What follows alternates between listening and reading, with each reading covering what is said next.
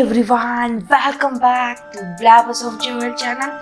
Today we are going to see a jaw-clenching detective thriller book, Death on the Nile. Death on the Nile, written by Agatha Christie, was published in the year 1937.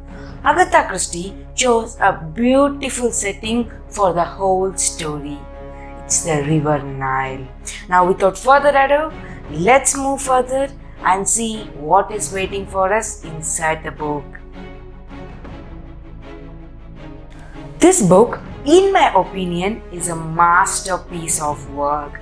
This is my first reading of Agatha Christie's work, and in the first reading itself, she made me to say that if crime thriller is an art, then she is the Picasso of it. She made the events to fall very accurately and made me nervous on thinking what is next. Now, if you see the plot, the book opens up with the character's introduction. The author has done a great job by creating a separate chapter for the character's introduction and character's history. I would say that if you are planning to read the book, make sure you are not skipping the character's introduction, as if you skip, you may feel later. From the characters, the book moves on to the main plot. The plot opens up with our main character, Lynette Ridgway, one of the richest women in the world. She, along with her husband Simon Doyle, board the ship for their first trip after their marriage to River Nile. However, to their dismay, they find a person on the ship whom they did not expect. Jacqueline de Belfort, a close friend of Lynette, but not now, as she was the one who was about to marry Simon. However, for Simon, money blinded him and he chose Lynette, backstabbing Jacqueline. Soon, along with the other passengers, these three continue their voyage.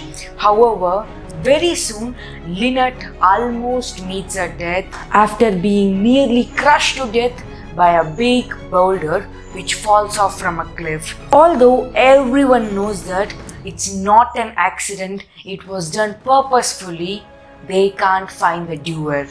The very night, Simon is shot in the leg by Jacqueline, who expresses her bitter feeling. Meantime, when Simon is given treatment, the same night they find Lynette Ridgway to be dead, and also her £1 million worth pearl necklace goes missing. Now comes our main protagonist, Hercule Poirot, a famous detective, to break this mystery and close the case. He starts to investigate each and every single passenger. However, when two of them try to reveal the identity of the killer, they are killed by the same person who murdered Lynette Ridgway. Therefore, who is the killer? Number 1, Jacqueline herself. Number 2, Andrew Pennington, a trustee of Lynette, who could have done this to get all her assets by easily cheating of Simon Doyle. Number 3, a woman called Mary, who is suffering from kleptomania, the inability to resist the urge to steal items, who could have killed Lynette for her pearl necklace. Also, her velvet stole was found near the pistol which was used for murdering Lynette Ridgway. Number 4, Lynette's maid, who is always along with Lynette. Or is it the other passengers? If so, who are they and what is the reason behind the murder? Can Hercule succeed his mission? What will happen to the murderer if so he or she is found? The answers for all these questions forms the crux of the story. This book, though, seems to be going very pleasantly in the beginning. However, very soon it starts to gain the pace and makes us to clench our teeth and grip our seats when we read this book.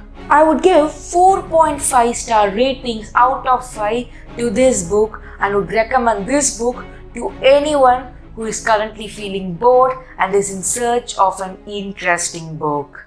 Okay viewers, meet you all soon in my next video with some fresh content. Until then, bye bye.